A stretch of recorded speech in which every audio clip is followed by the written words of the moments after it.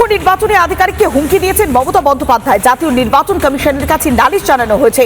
নির্বাচন কমিশনের দৃষ্টি আকর্ষণ করেছেন বিরোধী দলনেতা শুভেন্দু অধিকারী। কড়া পদক্ষেপের দাবি করছেন তিনি। মুখ্যমন্ত্রীও কিন্তু আইনের ঊর্ধ্বে নন। সোশ্যাল মিডিয়াতে পোস্ট করেছিলেন শুভেন্দু অধিকারী।